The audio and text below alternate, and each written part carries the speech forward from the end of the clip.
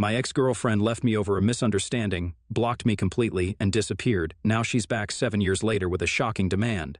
Hello, Reddit. This is going to be kind of long because there's a lot of context. So first and foremost, I'll tell you guys a little about my ex-girlfriend. My ex, Cindy, 30 now, 23 when we were together, and I were together for 4 years. We met in college and stayed together throughout. We even got an apartment together once we graduated and lived together for a year before she broke things off with me abruptly and without an explanation. Cindy was 1 year older than me and a senior in college. I was too shy to go talk to her, and she's the one who had to initiate the relationship. She asked me out. She said, "I love you" first after 6 months of being together, and she was the one who suggested that we move in together after college. She was a wonderful girlfriend. For those who can't tell, this is sarcasm in every way but one. She was just very insecure. I don't know what it was. Maybe it was because I never really took initiative in the relationship or something similar, but she was just always very insecure and jealous. She'd hate it when I spoke to other girls, no matter who they were. So, after a couple of fights, I cut off all my friends who happened to be women because Cindy was more important to me than being friends with other women. And it wasn't just friends from college who I stopped talking to. I also stopped speaking to my school friends who'd been friends with me for more than 5 years at that point. I'm back to talking to them because Cindy's not in my life anymore, and my wife's cool with my friends regardless of gender. But back then, I was just friends with my guy friends, and I wasn't even allowed to go out with them to have a boys' night because Cindy believed that it would just be an excuse for us to all go to bars, get wasted, and pick up girls. I didn't think that was fair to me because she'd forbid me from seeing anyone without her because of how insecure she was. But I couldn't see how wrong it all was because I was too in love with her. And I felt like she was too. She'd tell me all the time about how much she loved me and said that she couldn't live without me, she couldn't imagine a future without me and whatnot. So I stayed despite everything because I wanted to marry her and be with her. That's all I wanted. But with time, it became more and more difficult to stay with her since she just kept getting more suspicious and weird about me. By the time we were living together, I couldn't do anything without her breathing down my neck. She checked my phone all the time, she'd monitor my movements, and if I didn't update her on my location at all times, then she'd threaten to lock me out when I came back home.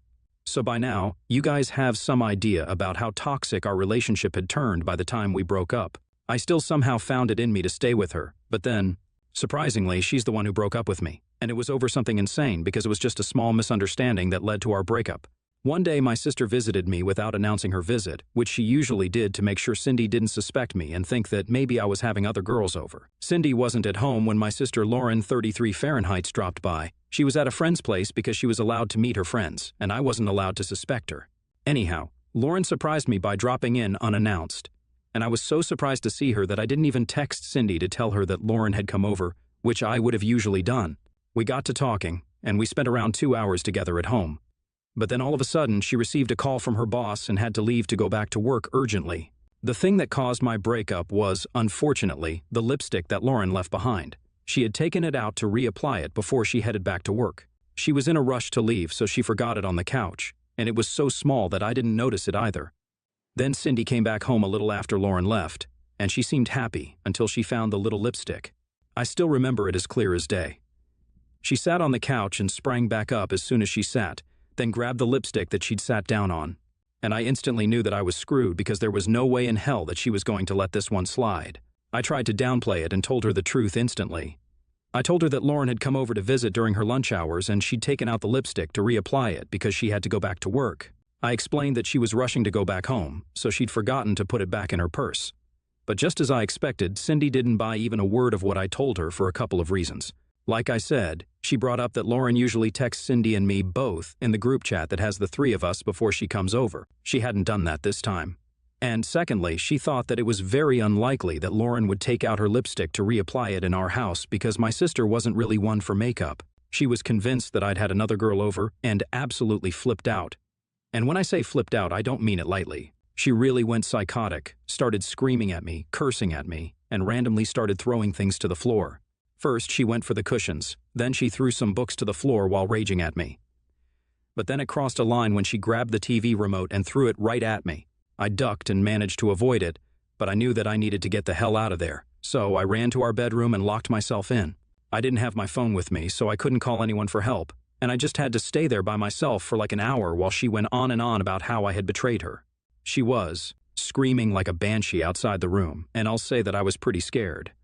Then finally, the screaming sort of calmed down, and I finally gathered the courage to leave the room and check outside. I noticed that she was gone and had left the door wide open. I didn't try to talk to her or contact her in any way for the next couple of hours because I figured that she had just gone on a walk to clear her head or something. But then when she didn't even come home by midnight, I started to get a little worried and decided I was going to try and call her. To my surprise, I noticed that the call didn't go through, and after the first couple of tries, I realized that she had blocked me. I tried to text her, but with no luck because I was blocked there as well, and she had also removed me from all her social media accounts. I was paranoid and tried to call her friends, but they didn't answer my calls either. And I guess they had blocked me too. For the next few weeks, I just kept trying to contact her in any way I could, but she just did not answer. After almost a month of trying to track her down, I gave up because I realized that she did not want to be found, not by me at least. I was completely lost without her, and the next few months were really the toughest of my life. I don't know how I got through it. All I would do was just go to work, come back, miss her, and pretend that things were fine. People tried to convince me that I was better off without her, but I just didn't feel it.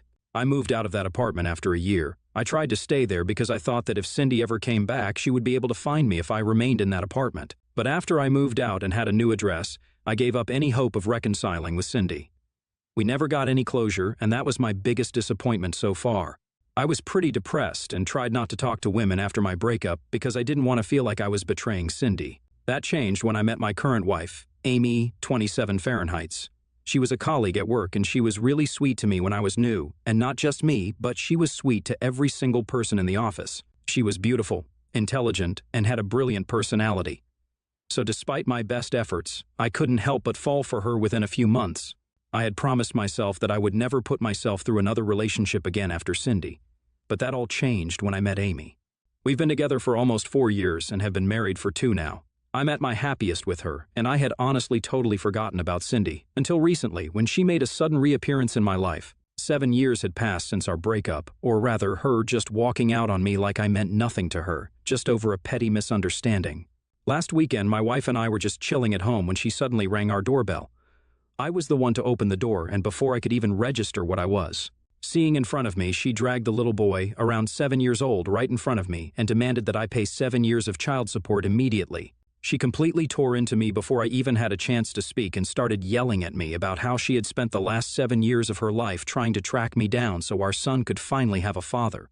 I just stood there silently while she yelled at me, accused me of being an absent father, and demanded that I pay child support to her and cough up the amount that I had managed to avoid for the last 7 years.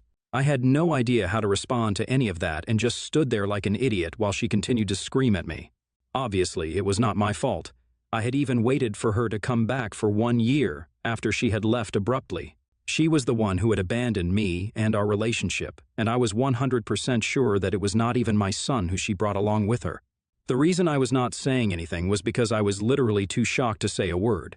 Noticing that I had been gone for a couple of minutes, Amy decided to come out and check what was going on. And that's when the situation turned around because as soon as she saw my wife, Cindy's face lost all color, and it appeared that she knew she was screwed.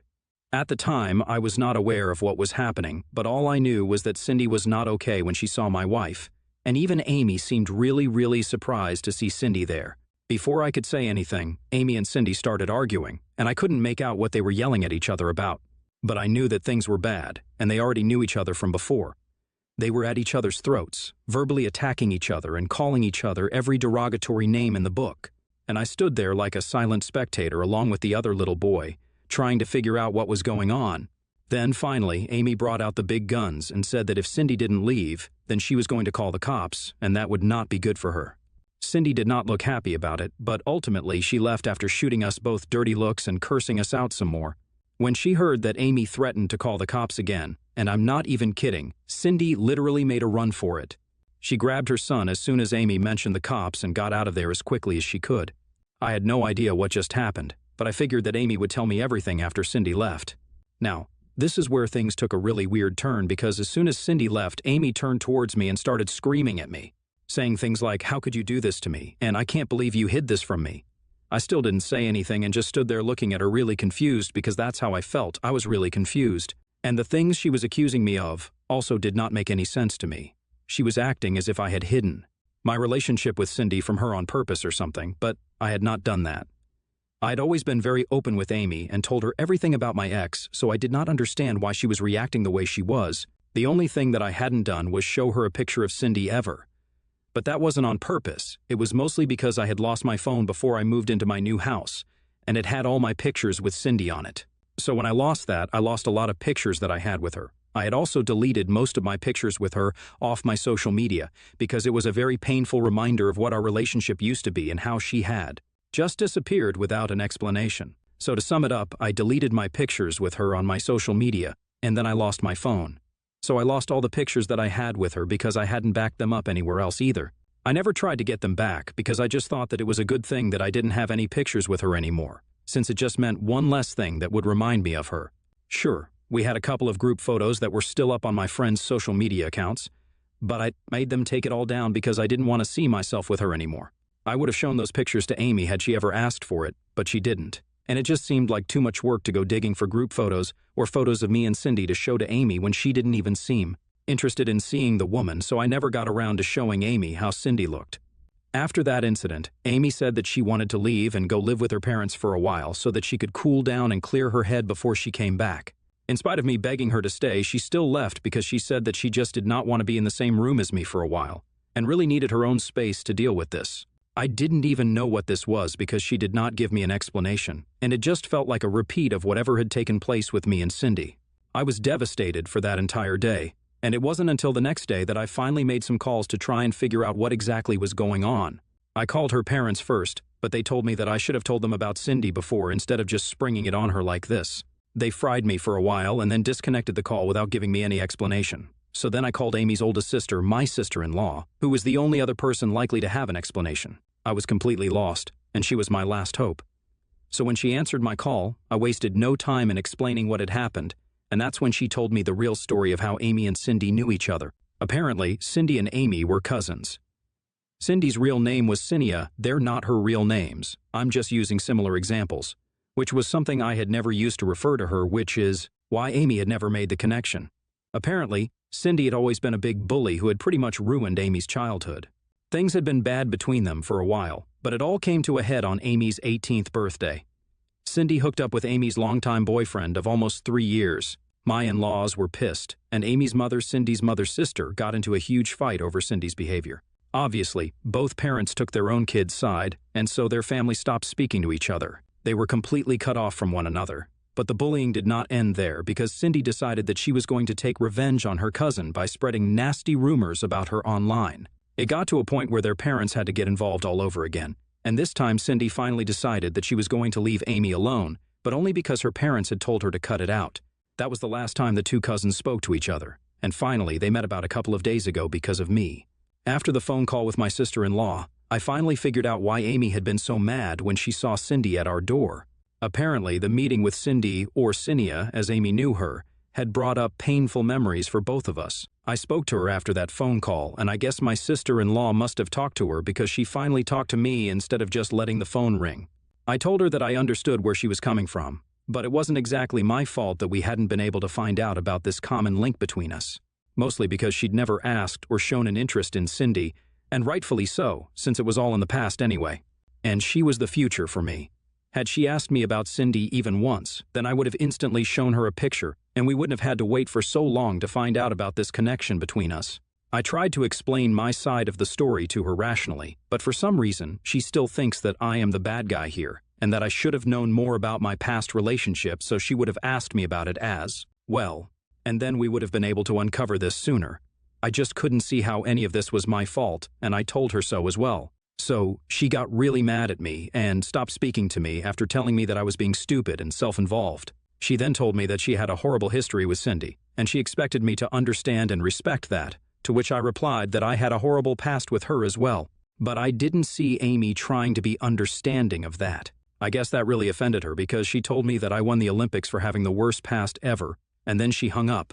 Since then, she has not been responding to any of my calls or texts, and I feel like I really screwed up here. My wife usually never loses her cool like this, so this was definitely a very touchy and sensitive subject for her. But I feel like she needs to realize that this is a sensitive thing for me as well, so it's not really fair to put the entire blame on me when I don't even understand what my fault here was exactly. I'm just glad that I haven't heard from Cindy yet, because I'm sure that if she continues to try and get involved in my life, then this mess will only get bigger. Anyway, AITA for not telling my wife enough about my toxic ex-girlfriend? Update 1. Hi guys. So first of all, thank you all for the comments that advised me on what to do here. I'm really thankful for everyone who had something to say. And for those of you who wanted to know if my wife had ever mentioned anything about the bullying before, no, she had not. She had never told me that she had been bullied relentlessly in the past, and I only found out about that part of her after the phone call with my sister-in-law. It wasn't my fault, I know, but I still took the initiative and decided to go see my wife at her parents' place. I wanted to make this relationship work, and I knew that if I wanted to be with her, then I would have to go and set things right, even if it wasn't my fault. Because it was us versus the problem, and not her versus me. Yesterday, I finally visited her after almost a week of not speaking to each other. Both my in-laws and Amy were pretty surprised to see me there, but I didn't wait for them to say anything. And as soon as the door had been opened, I went straight to Amy and gave her a big bear hug. She was taken aback, but she hugged me back, and we just held each other for a few minutes before we even said anything. This last week had been tough for both of us, and we knew we just wanted to be together. Who was right and who was wrong didn't even matter anymore. As soon as I broke away from the hug, she apologized to me and started crying immediately because apparently she had thought that she had lost me forever due to the meltdown that she had after Cindy's visit that day, and also because of the way she had been behaving after she left the house. She acknowledged that she had been totally unreasonable and irrational in dealing with the situation and just kept apologizing constantly. Her parents and I consoled her and calmed her down as she sobbed profusely. I was happy to see that she had realized that the way she had been acting was a little unfair to me. But at the same time, I also felt guilty for not reaching out to her earlier, since that is what really caused her to break down. When I finally visited her yesterday, after a while, once we talked things out, she packed up her stuff to come back home with me. And here we are, back home together. I wouldn't say that things have gone back to normal, but we're working on it and trying to make sense of everything that has happened in the last week, including Cindy's visit, which we still haven't been able to get to the bottom of, but we'll find out what that was all about as well. Update 2. Hey guys. So, we finally found out what Cindy was here for.